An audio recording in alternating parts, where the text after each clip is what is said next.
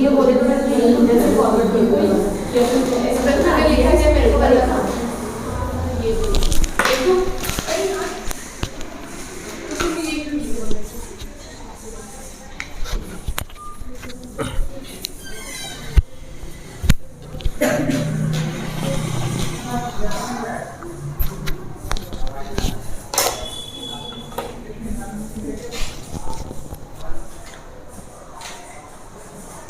Yes देखो, चलो आज नया चैप्टर पढ़ेंगे। लास्ट चैप्टर कौन सा पढ़ा था? उत्पादन, प्रोडक्शन चैप्टर पढ़ा था।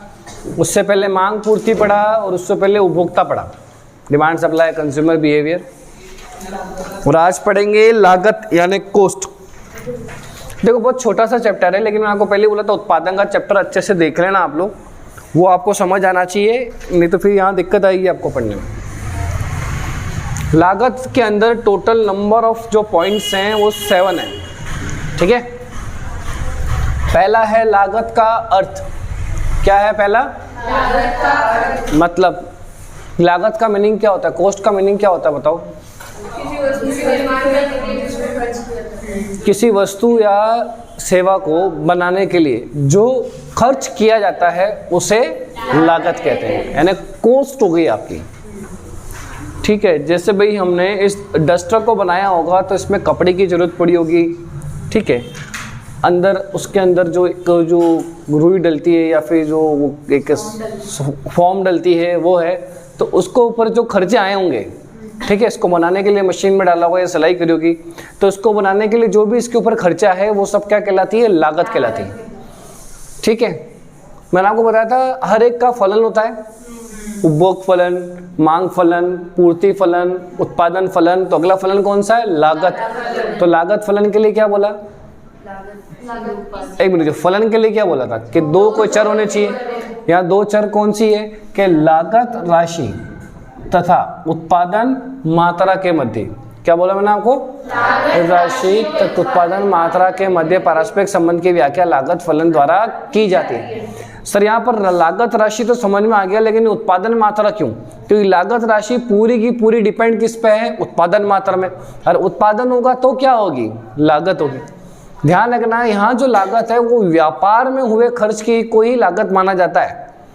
अब आप तो क्या बच्चे की स्कूल में फीस भरी, इतना बड़े से बड़े को पाला पोसा और अभी तक का खर्चा 20 साल की उम्र में इसके ऊपर 10 लाख रुपए का आया, तो क्या वो 10 लाख रुपए का बच्चा है क्या? वो उसकी लागत 10 लाख की थोड़ी ना है। लागत किसकी माननी है? जो व्यापार में आता है। जो किस में आता है? व्यापार में हुए खर्चे को लागत कहा जाता है, इस बात का ध्यान रखना। इसलिए यहाँ पर उत्पादन मात्रा ली, ना कि उपभोग मात्रा। या कौन सी मात्रा को लिया गया? उत्पादन मात्रा को। अब लागत के कुछ प्रकार होते हैं, 3, 4, 5, 6 और फिर ये 7 है ना। तो 1, 2, 3 और 2, टोटल 5 प्रकार होते हैं, जिसमें सबसे पहला वाला जो प्रकार होता है वो क्या होता है बताओ? यहाँ पर अवसर लागत। अवसर लागत का मतलब बिल्कुल एक सिंपल सा होता है कि वह लागत जो उत्पादन के एक विशेष साधन को, क्या लिखा है यहाँ पर? वह लागत जो उत्पादन के एक विशेष साधन को उसके वर्तमान प्रयोग में बने रहने के लिए प्रेरित करती है, उसे अवसर लागत कहा जाता है। मतलब वह लागत जो उत्पादन के विशेष साधन को, मतलब उत्पादन के 5 साधन है उसमें से कोई एक विशेष साधन है, उसको वर्तमान प्रयोग में बने रहने के लिए, तो भाई यहाँ ही काम कर मेरे पास, वर्तमान प्रयोग में बने रहने के लिए उसे प्रेरित करती है, उसे अवसर लागत कहा जाता है। बताओ मेरा एग्जाम्पल क्या है?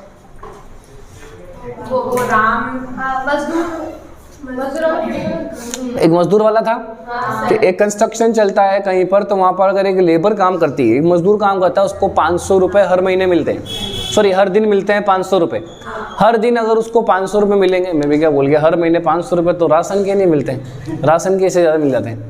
तो 500 रुपए हर दिन मिलते हैं, ठीक है। तो काम करता है, मेहनती है, तो वो एक दूसरा कॉन्ट्रैक्टर आता है और उसको लालच देता है, तू मेरे यहाँ पर 500 रुपये छोड़, मैं तो को 600 दूंगा, मेरे यहाँ काम करने आ जा। तो वो जो मजदूर है वो जाता है अपने पुराने वाले कॉन्ट्रैक्टर के पास और क्या बोलता है उन्हें कि मैं अब तेरा यहाँ काम नहीं करूँगा, मेरे को वहाँ 600 रुपये मिल रहे हैं भाई साहब। तो उसने उसको डर गया। क्यों डर गया वो? क्योंकि ये अच्छा काम करता है।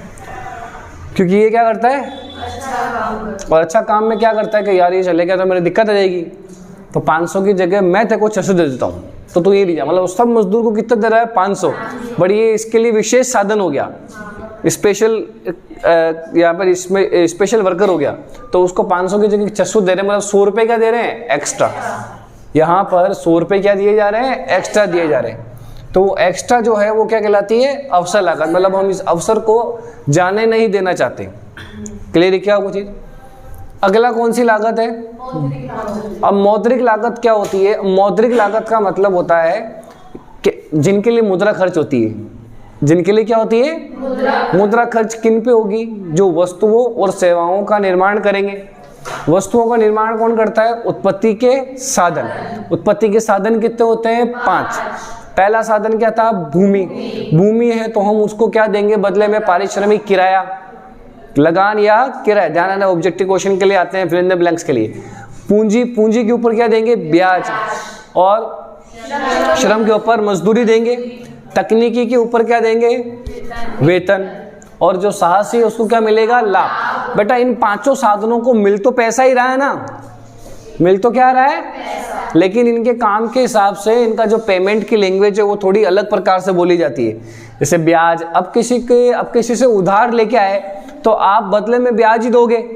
अब ये थोड़ी बोलोगे लो तेरी सैलरी, बोलने में नहीं आता ना, आपको बोलना क्या है वो पारिश्रमिक कहलाता है।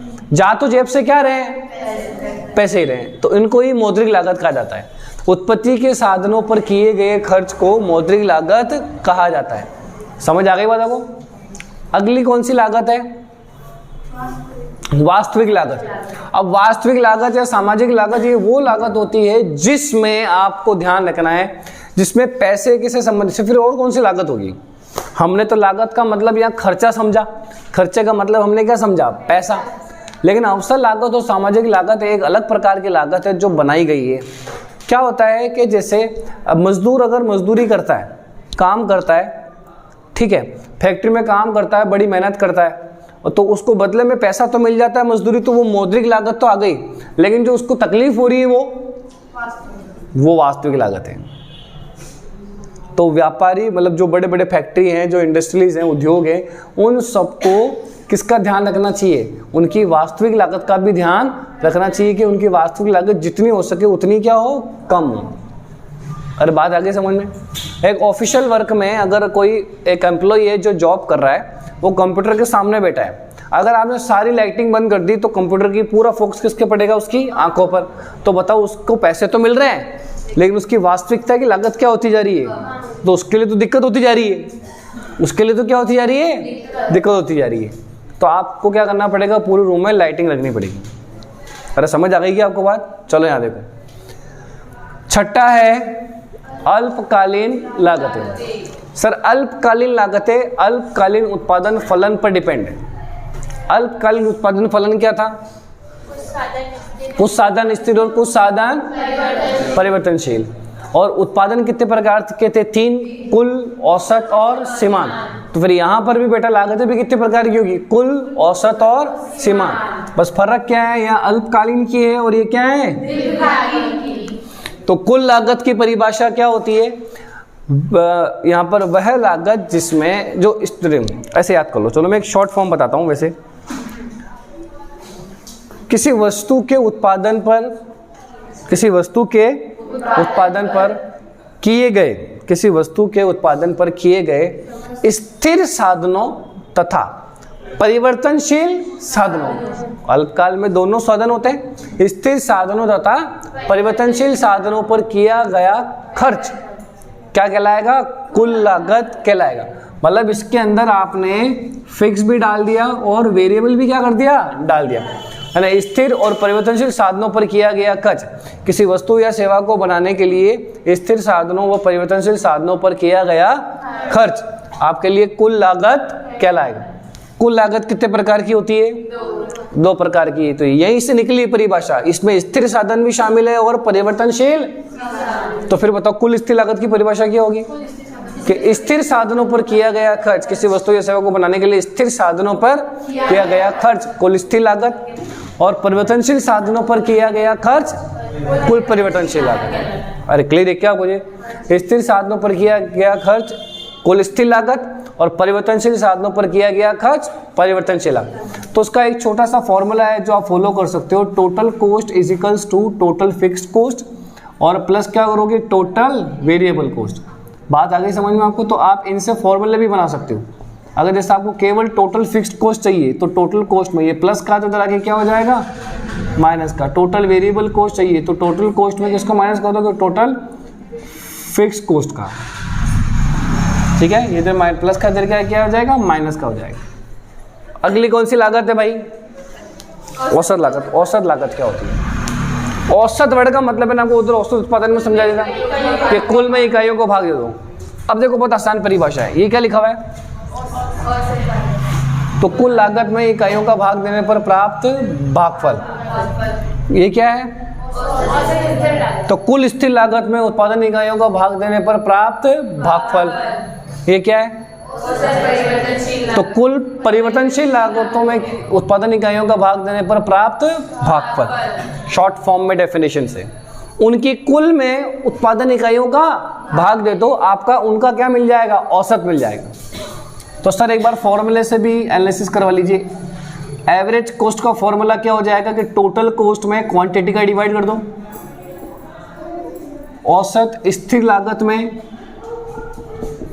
टोटल फिक्स्ड कॉस्ट का डिवाइड कर दो, क्वांटिटी का, टोटल फिक्स्ड कॉस्ट में क्वांटिटी का डिवाइड कर दो। एवीसी टीवीसी में क्वांटिटी का डिवाइड कर दो। अरे क्लियर है क्या आपको ये चीज? चलो आ गया। अब इसका एक और फॉर्मूला लिख सकते हो, ए सी, जैसे ये लिखा ना, एवीसी प्लस क्या है, एएफसी प्लस यहाँ पर एवीसी आ जाएगा। तो यहाँ पर एएफसी एसी माइनस एबीसी,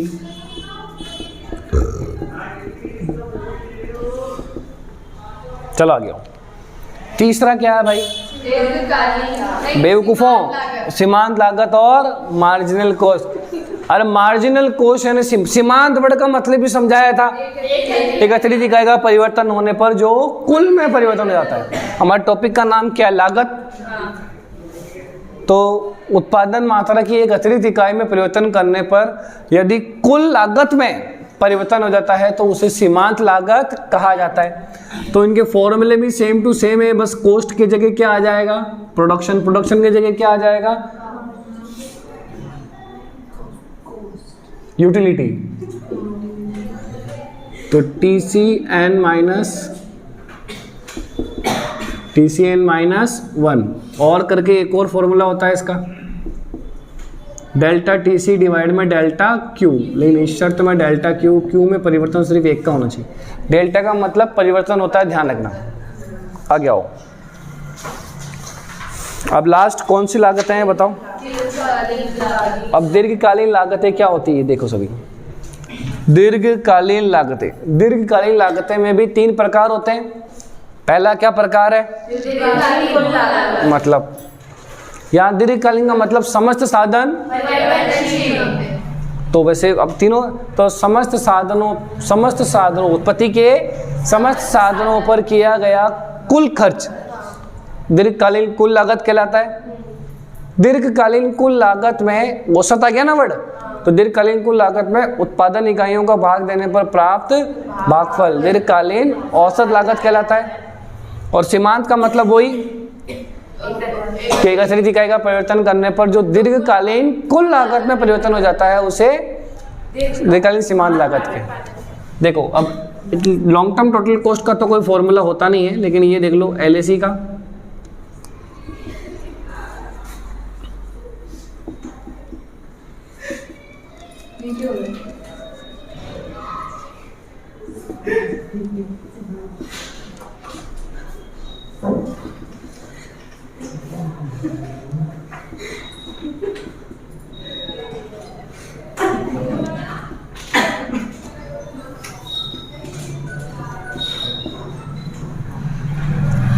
देखो चलो ये लागत वाला चैप्टर आपका पूरा क्या हो गया बेटा, कंप्लीट हो गया। ठीक है, इसलिए नेक्स्ट चैप्टर पढ़ेंगे नेक्स्ट क्लास में, लेकिन आप इस चैप्टर को अच्छे से रिवाइज कर लिएगा। ठीक है, तो पूरा पूरा ध्यान देना आपको, नहीं तो दिक्कत हो जाएगी। इसमें कोर्स से पोर्शन इस साल आपके डिडक्ट हुए हैं, वो सब भी समझाऊंगा मैं आप सबको। 1 या 2 लेक्चर में ये चैप्टर कंप्लीट हो जाएगा, 1 या 2 चैप्टर में लेक्चर में कंप्लीट हो जाएगा पूरा चैप्टर। मतलब पूरी माइक्रो इकोनॉमिक्स कंप्लीट हो जाएगी, पहली वाली किताब कंप्लीट हो जाएगी आपकी 1 या 2 लेक्चर में बस, है ना। चलो ठीक है, आज के लिए बहुत है इतना।